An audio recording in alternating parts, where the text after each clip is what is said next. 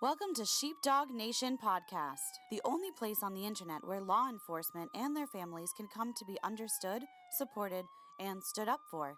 Here's your host, the always entertaining, down-to-earth, yet in-your-face truth speaker and Leo herself, Autumn Schmidt.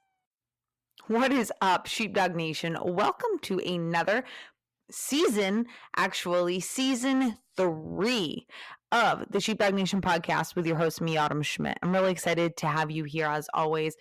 I'm excited to announce to you that we are in season 3. The podcast has had over 50 episodes released. This is a very exciting time in my career as a podcast host and for you as a listener, because I'm about to change things up a little bit, and this episode is going to explain to you what you can expect or the reason for the change and a little bit more about me in case you do not know my full story. So what is going to happen is the first 2 episodes have been really big resources for all law enforcement. If you are pre-law enforcement, you're looking to get into the job, or even if you're a spouse of a law enforcement officer, I've created a lot of content, hours and hours and hours for you to binge, for you to listen to, for you to make the overnights go by a lot more quickly. Season 1 is all about, literally, it's me just completely ranting about every subject I could think of. And there's a lot of really, really good information in season 1. Season 2, we transitioned into continuing with the more informational podcast episodes, but then I started interviewing people, and we've had some amazing interviews, police officers all around the country. It has been amazing. We even had a former New Zealand officer. So, and we have a former officer over in the UK. So I guess I need to say it's been international, which has been really wonderful. Season 3, what you can expect and where we are going from here. So we are going to be transitioning into focusing more on how to survive if you get injured on the job. And you're probably like, Autumn, like, okay, a little bit abrupt. And it isn't. And I'm going to tell you why we're going to be transitioning into that and what you can expect, okay? So the reason we're going to be transitioning into this is because this is exactly what happened to me. I am currently a police officer. I'm a certified full-time police officer in the state of Maine. However, I got injured after 7 or 8 years, I think 7 years on the road. And then I had to literally reinvent myself. I had to pick up the pieces and I had to figure my life out, and which leads me to here with you today. And I'm going to get into that story in just a few minutes. But there has been a lot of things that I've had to go through, a lot of things that I've had to experience. There's been a lot of really down and low points where I see a lot of officers get. The amount of officers who have been injured just from hearing my story have reached out to me and have been like, hey, asking me a ton of questions and just kind of basically saying thank you for putting yourself out there. I really do appreciate that. Being injured as well, I'm facing a lot of the things that you touch upon. So I want to not just touch upon things, I want to dive into them deeply. The reality is this, Sheepdog Nation, if you are a police officer listening to this, there is a good chance that you could get injured if you haven't already. Or maybe you're listening to this and going, yeah, well, I already am injured, but, I'm not a baby and I'm going to keep my mouth shut. And absolutely, I get it. I challenge you to continue to listen to this podcast, and I'm going to tell you why. I'm going to be teaching you how to get prepared. There's a lot of things that cops are not doing, and it is screwing all of you over, or even me, because you don't get prepared. You're not prepared. And this is something, obviously, like, they don't teach us that much in the academy, or at least I didn't get taught anything about it. Like, getting prepared to get hurt. We work in one of the most dangerous, lines of work there are. And we do get hurt. I mean, we are fighting people. We are wrestling people. We are driving really, really fast. We are doing all of these things with an added 15 to 20 pounds on our bodies, that we're really not meant to carry around, right? So the injury rate, that it's a real thing. And I think that it's something that we don't want to think about as Sheepdog Nation. I get it. Oh my goodness, I get it. I did not think about it because I was 26 years old and I was like, I'm 26 years old and I was in really good shape and I'm like, I am fine.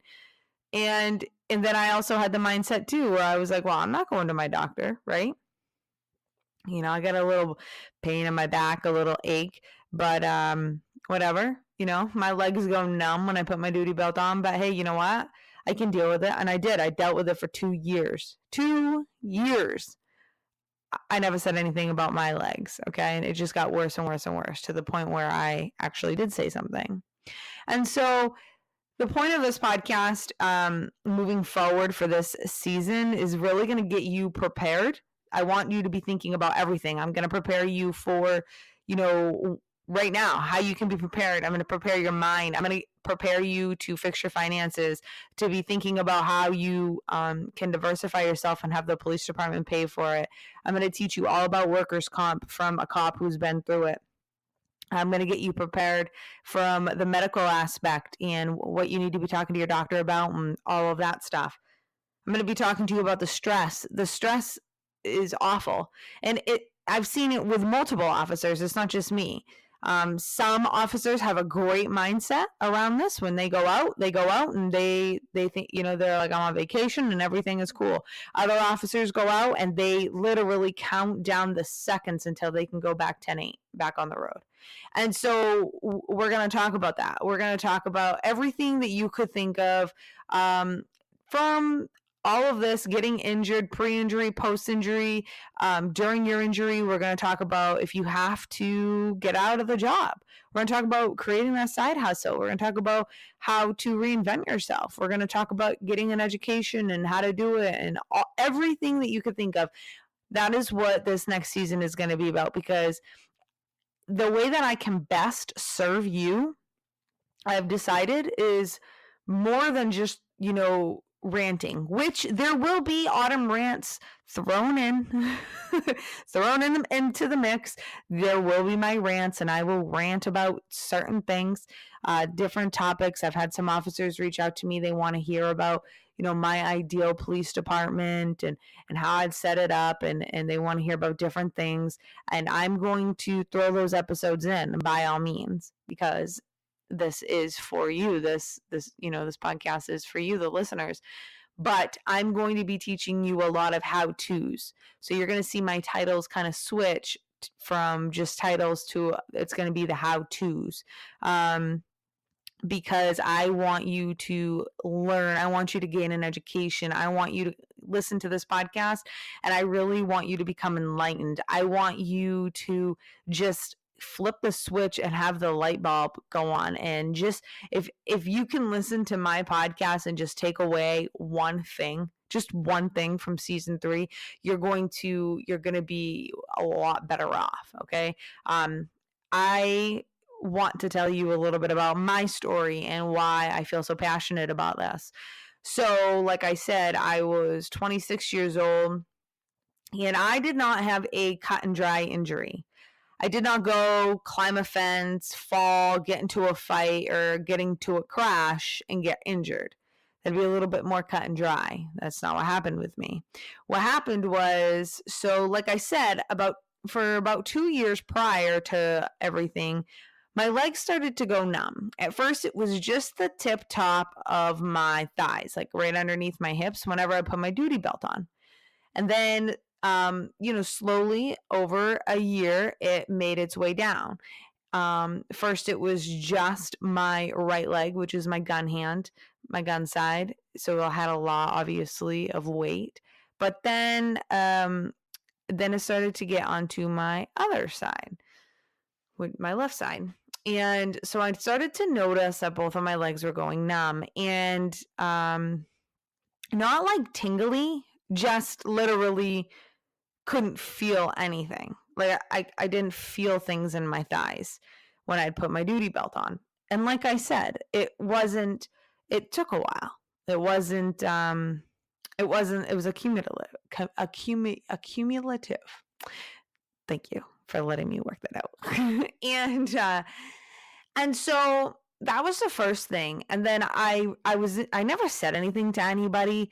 I was like, this is weird, but this has got to be normal, right? Like, I don't know, whatever, moving on. So I just remember, I was sitting in the sergeant's room shooting the shit with a bunch of people on my shift, and my sergeant, and my legs were really numb that night, and I'm like, what the hell? Because you know when you put your hands in your uniform pockets and like underneath, like you have your duty belt, and like it's not something that you do when you're out in public, like you don't put your hands in your pockets, but I was just literally kind of hanging out in the sergeant's room and like didn't know what to do with myself, so I'd put my hands in my pockets and just be chilling, and that's when I would really notice, like, because I'd press into my thighs and I couldn't feel them. And so then I brought it up in my sergeant's office. I'm like, hey, guys, your thighs go numb when you put your duty belt on? And every single one of them looked at me like I was fucking nuts. Everybody. They were like, Clifford, are you kidding me? And if you didn't know this, Clifford is my maiden name. And they're like, Clifford, what are you talking about? Like, you are fucking crazy. No, my legs are not numb. And I was like, oh, okay, weird. Definitely thought that that's normal, but clearly it's not. So I'm like, okay, kind of kept that in like the back of my head, you know? And then what happened was, I was doing my workouts, nothing from the, unusual, nothing crazy. I wasn't doing crazy. I remember doing like a weighted squat. And when I was doing, and just understand, the weighted squat was with dumbbells, and they were like the most I would do were 20-pound dumbbells. So it wasn't like I was doing and lifting a ton of weight. And I wasn't like, I wasn't even doing CrossFit at the time. I was actually doing I was doing Beachbody workouts. So it wasn't like wicked crazy, but I just remember as I was squatting, my back was just really hurting me. And this was really unusual for me because I was in really great shape. I worked out all the time and this never happened. I'm like, what the heck? And it got really bad. Okay. To the point when I was working and sometimes and I can't remember, I wasn't on midnights. I was on seconds, but I worked a ton of overtime. And so obviously that didn't help my back. But so I would end up having to do is like, I'd be sitting side by side, like with another cruiser. And like, I could not sit. Like my back hurt me so bad to just be sitting. I'd have to get up. I'd have to stand. I'd have to, put my feet out my window and like lean back while I was shooting the shit with another officer. I mean, completely not tactical, obviously small town policing. It's not like what you guys in the city are doing. Like we would go hours and not even have a call. Like that's what it was. And, it was just awful. And my back would just kill me. Just absolutely kill me when I would have to work dispatch. So in the police department that I worked in, if there was a dispatcher that was short, if dispatch was short a dispatcher and there was an extra patrolman on the road, they would pull that patrolman off and we'd have to go work dispatch. And I would have to take my duty belt off and I would have to unbutton my pants. Okay. And now it wasn't because I was fat or anything like that. I'm buttoning my pants. It was literally the top button because the pressure on my back, just that little amount, was excruciating. I mean, absolutely excruciating. It was awful. And it just nothing was making it better. Nothing. I would stretch. I rolled like, with one of those foam rollers. Nothing was making it better. So I said, all right, I'm going to go to a chiropractor. There was a girl that I worked with and she was like, hey, like I know this chiropractor will take good care of you. I'm like, all right, cool. Again, like I didn't want it to have anything to do with work. I had no intention of not working. I had no intention of getting done at that time. I literally just want my back fixed because I was not able to do a lot of things in my personal life and my professional life. It was bad. So I go see the chiropractor and the first thing he's like, all right, I want to take an x-ray. And I'm like, okay, because I am describing how bad the pain is and that my legs are numb, my thighs are numb, and blah, blah. He takes an x-ray and he's like, hey, you've got a bulge disc. I'm like, okay. And he's like, you can't be working. Like, you need to go get an MRI and you can't be working. So I'm like, okay, well, I'll get the MRI, but I am going to be working. And he, and he's like, is this like a workers' comp thing, or is this like a personal thing? And this is mistake number one. And pay the fuck attention, okay? I, being a very good employee, actually being very faithful to my agency, an agency that was okay to me, wasn't great, didn't really, an agency as a whole did not single me out as a whole. There was definitely officers there who did not like me, as with any agency. That's nothing new. The agency was pretty much self-imploding itself. So because I was there, I definitely felt the brunt of it, but it wasn't like they ganged up on me or anything like that. But I definitely was, one thing about me, and if you've listened to any of my episodes, if you follow me for any short period of time, then you will know that loyalty is literally my middle name. I am very loyal, almost to a fault. And in this serious situation, I was absolutely loyal to a fault. And what happened was, when my chiropractor was like, okay, is this like a workers' comp thing? Which we both knew. It was my duty belt. It was at work. It was everything I was doing, because there had been nothing new. The workouts that I were doing, they were not new. I did not tweak my back during a workout. That's when I would notice it during the workout, and then it would get worse at work. And I first noticed it at work, okay, with my legs numbing. And that was 2 years prior. And I said, I do not want this to be a workers' comp claim. No, I do not want to do that. I do not want to do that. And we went back and forth for a while. And then he finally, was like, okay, all right, I believe you, not workers' comp. I'm like, okay, good. Well, that was the first thing that was not good. Okay, that was my first mistake. And so if you're going and you are, possibly considering that this is a workers' comp thing, like, you need to be very fucking clear. Like, you ought to go consult with an attorney, like, very early on, if you have any inkling that your injury, whatever you are in therapy for, is workers' comp, because it is a very long and drawn out process. And if you do not cross your T's and dot your I's, you will be up Schitt's Creek with no paddle. I promise. This is the truth. Okay. And listen, I'm not shitting on any agencies. Okay. I'm not even shitting on my old agency at all. They did what they needed to do. I did what I needed to do. And they did not single me out, whatever. Okay. The agency itself just did what it had to do. Like, it was just a governmental agency, CYAing. That's it. But at the same time, you need to CYA, and I need to too. Every employee does, but I didn't, because I was that good and loyal employee.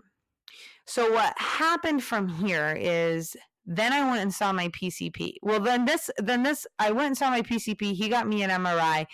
And while all this is happening, okay, because that was like about a week or two, the chiropractor gives me a doctor's note and says, okay, you're done. You can't work the road right now, because you have a freaking bulge disc, and I don't know where it is. And, an x-ray only shows us so much, and I don't know what's going to happen. Like, your legs are going numb. Like, I don't want you to become crippled. Like, I really have no idea what's going on. We need to get into this further.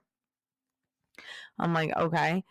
So I'm like, but the thing is I'm not taking in that note. So, and then I leave, and I'm like, okay. And then the next time I go in, he's like, okay, here, like, you really need to take this note, because it becomes a problem for me, liability wise. Like, you're under my care, and, you're not taking in this note. I'm like, shit, damn. Okay. So I took it, ripped it up, threw it in the trash, never gave it to my sergeant. I'm like, yeah, I'm all right. I go see him again, obviously, because when you see a chiropractor and you're in therapy, like, you have to go see these doctors multiple times. Like, okay. So about the third time I go see him, he's like, did you bring your note in. And I'm like, oh shit, I forgot. So he ends up calling my chief, whatever. And then I had to bring a note in. I'm like, damn, like, cause the chief was expecting it or whatever. And I'm like, okay, so, and then I end up having to bring this note in. Okay. Well, that was the day that would change my life forever. And I never really anticipated it. And I know, like, telling you this story that it's like, okay, Autumn, you know, that, okay, whatever, like doctors know it's not life-changing. Well, it was actually extremely life-changing, and it was something that nobody could prepare me for, and nobody did prepare me for, and I literally went in with my eyes wide shut. My husband, he's a police officer, he never experienced anything like this. My family never experienced anything like this. Nobody around me ever experienced it. And so I literally did not have anybody guiding me. I had no idea, and I just did what I thought I had to do. And I just wasn't prepared. And so what ended up happening was I got pulled up into the chief's office, and I called the union rep. I'm like, I don't want to get up here. Like, I don't know what's going on. I'm like, so come up with me. And the chief and the deputy chief and me and the union reps, we were like in the office, and my chief accused me of recording him. Because my phone never fit in my uniform pocket. And I'm like, hey, chief, like, I just want you to know, like, it's here. I'll put it on the floor. Like, I don't care. But, like, it doesn't fit in my pocket. If I was smart, I would have recorded that conversation.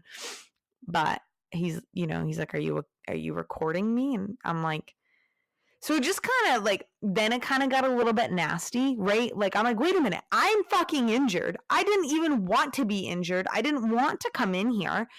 I didn't want any of this. And now you're accusing me of, recording you? Like, what the heck, right? And so right then and there, I just was like, this is going to be bad. And so anyways, they try sticking me in dispatch. But do you remember how I told you that my back was killing me so bad in dispatch I would have to unbutton my pants? Not even just take off my duty belt, but unbutton my pants.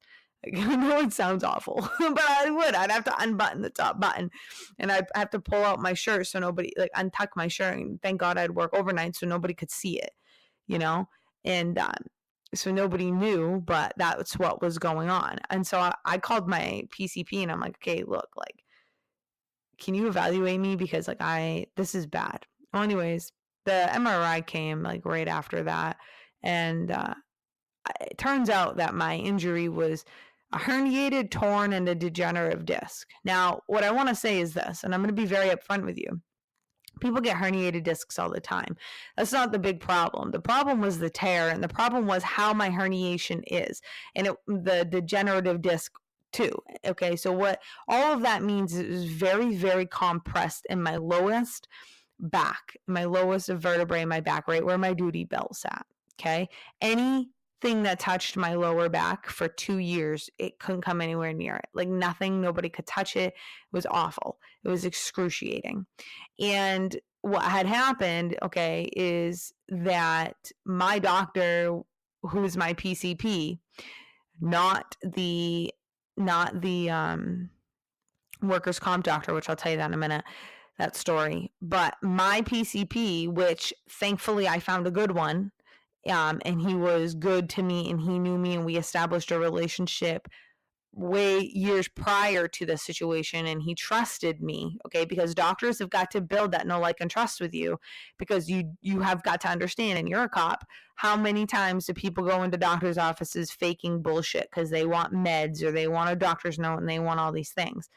My doctor and I established a relationship early on, because there was many times where he would prescribe me different medications, and I would be like, absolutely not, I'm not taking any of that.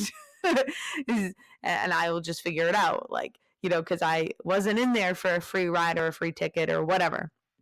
Anyways, he ends up pulling me out of work, putting me on short-term disability, and just saying, listen, Autumn, like, you're done. Like, you need to figure this out, because you could go back to work full-time. I'm not going to tell you can't. He's like, but I don't know what's going to happen. I have no clue.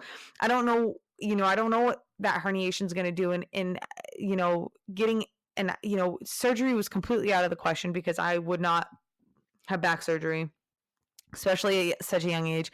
My doctor agreed with me. And so I went through therapy, and it has definitely helped me because I'm back on the road. Well, not back on the road, but I'm back policing part-time. I do like a community policing aspect. I'll explain that to you later. But anyways, so I'm definitely, I would say 80%, but I think 80% is all I'm ever going to be because my back hurts me. There's a lot of things that I can't do to this day. And that in itself is an entirely different topic, a different episode, but it's a big mind fuck for sure. And anyways, and so that's what ended up happening to me. So literally it wasn't because I brought in a doctor's note. I refused to bring in a doctor's note. and my life changed. Okay. My life changed. And it was obviously a slow progression. Obviously, it did not just happen overnight. There's a lot of you that are going to go through something, and overnight, something is going to happen. You're going to get into a fight, and you're going to screw up your shoulder, screw up your arm. You may get shot and not killed, thank God, but shit happens. You may break a bone. You may, who knows? Like, I don't know. There are so many things that could happen to you. And so you go out, I don't know for sure. I don't know of any cases, but maybe you also get diagnosed with PTSD and that takes you out on short-term disability for a while. A mental injury is still an injury, And so, that's my story. That's obviously and it seemed like a long story. It's not, there's so much more I could tell you about it. And here's a piece of this I want to tell you. Okay. So my agency obviously sent me to a workers' comp doctor, okay? 2 of them. One made me cry in the fucking room. I won't even lie because what you have to understand, like, I'm not a crier. You can ask anybody who knows me. I'm not a crier. I have admitted that, I have been so frustrated on the job that I have cried in my cruiser on midnights, 2 a.m. when no one's around. Yep. And if you go back and listen to any of my episodes, absolutely straight up frustrated, mad as hell. And I'll explain that to you at another point. But I'm scared. I'm scared because I literally do not know what's going on. I know that obviously work wants me back to work, but I also know what my doctor and I have had for conversation, and I know how like my back feels, and I know that I am in no capacity to go and work full time right now. I'm just not, and I need to heal, and I just wanted to be better, and I did not want to have surgery, okay? So they sent me to their workers' comp doctor, and this is another thing, okay, family? Nobody told me about this. Nobody prepared me. It was awful. It was absolutely awful. I essentially got told that I was faking. Of course, they didn't have the MRI at that point, okay? I got told that I was faking. The fucking doctor, she pulled me aside, asked me if I was doing this on purpose, if I just wanted to get out, if I just wanted to not be a cop anymore, if this was my way out. Like, and the reason why I cried is because I was so frustrated because I couldn't like get up and walk out. I couldn't yell at her. I couldn't say what I wanted to say to her. And I'm like in this position where I'm like, I don't want to be here, man. Like, I don't want to be here. Get me out of here. I don't even want to be here. I don't want this to be workers' comp. But we're to the point now that it really is. It really is a workers' comp issue now. And so we need to deal with it. And, Sheepdog, like, that's hard. It's so hard. It's hard. It's like, even to this moment, like, it's excruciating. It's excruciating. But they have a job to do, right? Because they want to weed out the people who are faking and who are not. She told me to go do fucking hot yoga. Well, guess what? I get my MRI from my PCP, and he's like, if you were to go do hot yoga, you could seriously hurt yourself even more. Like, that was the worst advice anybody could ever give, and that's workers' comp for you. And so basically what I'm trying to say is, like, don't you see how through my story, like, you guys could probably totally relate. If not, prepare yourself, because there will be a situation where you will go through some shit, because if you are a cop who's doing anything, or even if you're not, even if you're just getting in and out of your cruiser and handling your calls, I mean, your back could hurt you, and you just don't know. You never know when you could end up injured. And so that's a really big problem, right? And so you need to be prepared, and you need someone who's looking out for you, who's been there, who's done that. Okay. That's me. And that's why we're going to be moving into this in season 3. All right. My hope for you, my hope for doing this is that, cops are going to be prepared. I want you to be more prepared and more protected than ever. I want you to start protecting yourself now. I want you to not do the things that I did. I don't want your eyes wide shut, okay? I don't want you to be afraid of getting injured, but I also want you to be prepared. I want you to listen to somebody who's just like you, who's walked in your shoes or pretty damn similar, and tell you about my experiences all the way around the block so that I can better help you and I can serve you better than going on a rant. Listen, everybody can rant, and I'm still going to rant. And I'm going to talk to you about the PD, and I'm going to bitch, and then this and that. And I've done all of that. I've done that for 50 episodes, and it's been great. It's like, if you listen to any of my episodes, it's like you and I are sitting in, car to car together. I get that, and I love that. But I want to give you more value that can change your life, that will change your life. And I want to do something that I am literally an expert in because I've done it. I am living it. I've gone through it. This is something that has changed my life forever. Absolutely forever and ever and ever. The shit that I've had to go through, the stress, the mindset, the haters, the ups and the downs and the shit that it's done with my personal life, my professional life, what it did to my body. I mean, just everything. It is a lot to talk about, and it is something that a lot of you are either dealing with or could be dealing with, and so I want to prepare you. So, without further ado, I'd like to welcome you to season 3. I'd like for you to get prepared. I would love to hear your feedback. You can come right on Instagram. You can DM me at the Lady Sheepdog, or you can post under my post, comment under my post. I'm not saying that all of you are going to be on board with this, and I appreciate that. Okay, I totally appreciate that. But I will tell you that the majority of you better get on board with this, because you need to prepare yourself, and I'm going to help you. And you need to stop walking around with your eyes wide shut like I did, acting like you're fucking invincible. And like none of this is going to happen to you. This absolutely could happen to you, and absolutely will at some point or another. You will get some sort of injury. It might not be career ending, but you still need to prepare yourself just in case. Okay. And if you're a spouse listening to this, bravo. I'm actually really proud of you, because this is the stuff that you need to know to help and support your spouse and turn your spouse on to, who is the sheepdog. All right. So, Sheepdog Nation, if you haven't already rated my podcast on iTunes, totally appreciate going and giving an honest review. Because the more you guys review it, the more popular we get in iTunes. Hello. So that would be awesome. If you guys are not in the Sheepdog family group, I have no idea why not. It's a Leo only group. It is paid. It is $35 a month currently, but we almost have 20. We are just a couple of members shy. I think we're 2 members shy of having 20 officers in there. Once there are 20, the cost will go up. It's you get me, all the time. You've got a brother and a sisterhood. You have somebody to talk to all the time. We have real talk. It's exclusive. You can't get jammed up. It's completely off all social media. You can be completely anonymous.